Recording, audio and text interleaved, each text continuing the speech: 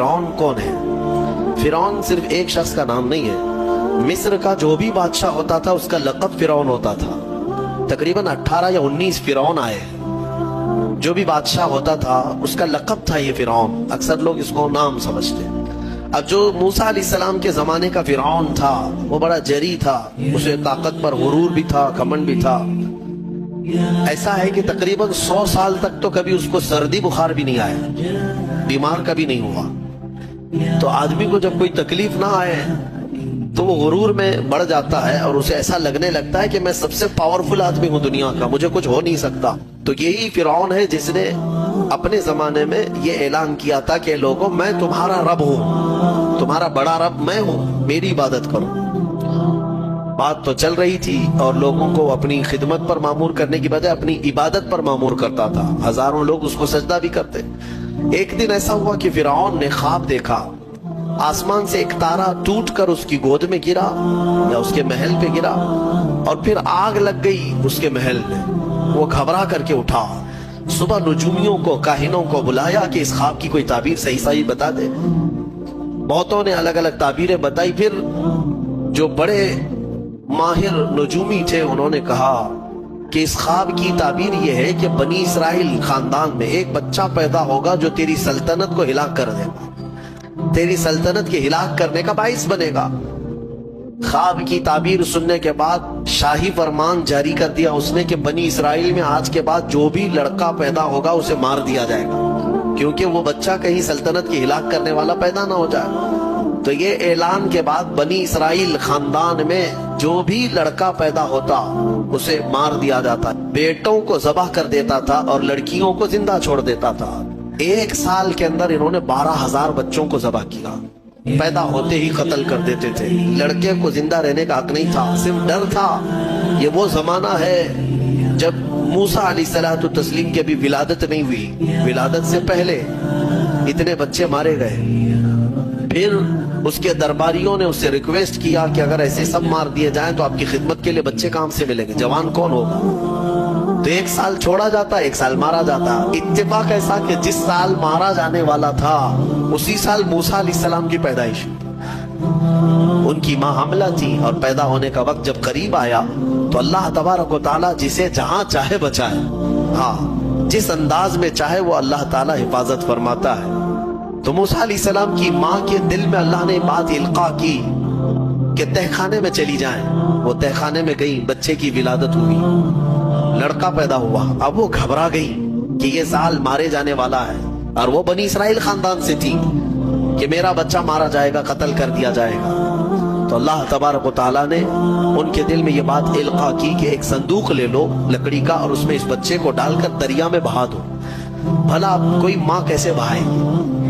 لیکن اللہ تعالیٰ فرماتا ہے وَرَبَطْنَا عَلَىٰ قَلْبِهَا، ہم نے ان کے دل کو مضبوط کر دیا تھا۔ جب اللہ تعالیٰ کسی کے دل کو مضبوط کرتا ہے تو بڑے بڑے کام کر جاتا ہے۔ ان کی ماں صندوق میں رکھ کر کے بچے کو ایک دریا کے کنارے ڈال دیتی ہیں، بہا دیتی ہیں، اور اپنی بڑی بیٹی کو کہتی ہیں کہ دیکھتے رہنا یہ صندوق کہاں جاتا ہے۔ موسیٰ علیہ السلام کی جو بڑی بہن تھی وہ دیکھتی ہوئی جا رہی تھی اس صندوق کے پیچھے۔ صندوق بہتے بہتے بہتے ایک باغیچے کے کنارے لگا، وہ باغیچہ فرعون کا ہی تھا، اور فرعون کی بیوی وہاں پر ٹہلنے کے لیے شام کے وقت آیا کرتی تھی۔ جب وہ اپنی کنیزوں کے ساتھ وہاں آئی تفریح کے لیے تو ایک صندوق کو اپنے باغیچے کے کنارے لگا ہوا دیکھا، اٹھانے کے لیے کہا، اٹھایا گیا تو نہایت ہی خوبصورت بچہ۔ اللہ تعالیٰ نبیوں کو خوبصورتی دیا ہی ہوتا ہے۔ فرعون کے گھر میں کوئی بچہ نہیں تھا، اولاد نہیں تھی، تو فرعون کی بیوی نے اٹھا لیا اور کہا کہ لاؤ یہ بڑا خوبصورت بچہ ہے، حسین بچہ ہے، اور اپنے محل لے آئی۔ فرعون سے کہا کہ آج سمندر میں، دریا میں بہتا ہوا ایک بچہ کنارے پر آ لگا، میں نے اس کو اٹھا لیا ہے۔ فرعون نے کہا کہیں یہ بچہ تو نہیں جو میری سلطنت کو ہلاک کرنے کا سبب بنے۔ بیوی نے کہا ایسا کیسے ہو سکتا ہے، وہ تو بنی اسرائیل خاندان میں پیدا ہوگا، یہ تو کسی دریا سے بہتا ہوا آیا ہے، پتہ نہیں کون سے ملک سے آیا، کہاں سے آیا۔ تو بہرحال اس کی بیوی نے یہ کہا کہ اس کو مت مارو، لا تقتلوا عسى ان ينفعنا او نتخذه ولدا، قریب ہے کہ ہم اس سے فائدہ اٹھائیں گے یا اس کو بیٹا بنا لیں گے۔ بیوی کی بات پر راضی ہو گیا، فرعون جو ہے بیگم کی بات پر آ گیا۔ اور اس کے بعد رکھ لیا بچے کو. عورت کے مشورے پر عمل کرتے ہوئے اس نے رکھ تو لیا بچے کو. اب پرورش کی جب بات آئی، بچے کو دودھ پلانا ہے، تو تایام کو بلایا گیا. شاہی خاندان میں بچے کی پرورش ہو رہی ہے. بہت ساری عورتیں آئی، دودھ پلانے کی کوشش کرتی رہی. موسیٰ علیہ السلام کسی کا دودھ نہیں پکڑتے تھے. ان کی بہن وہیں کھڑی تھی.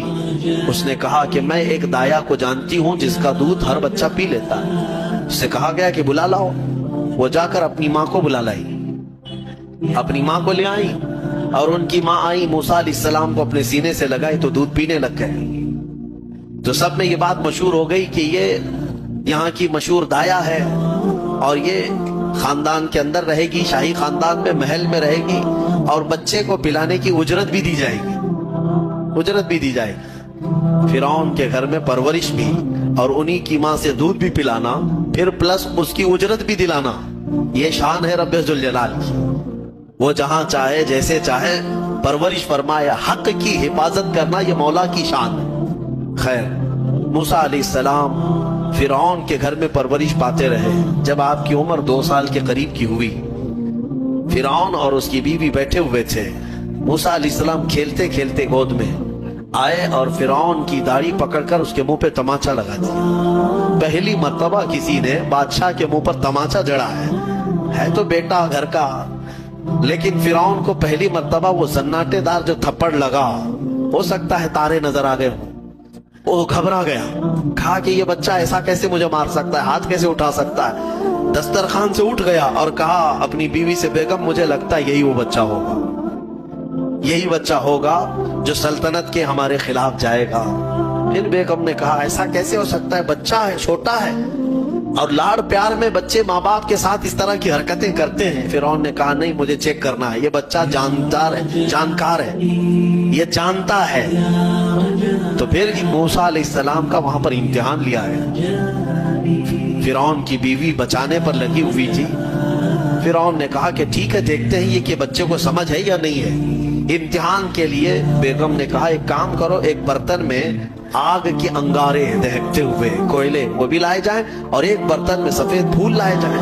اگر بچہ عقل مند ہوگا تو پھولوں کو پکڑے گا، نہیں تو پھر یہ لال چیز کی طرف بچوں کا ہاتھ زیادہ جاتا ہے، آگ دیکھے گا.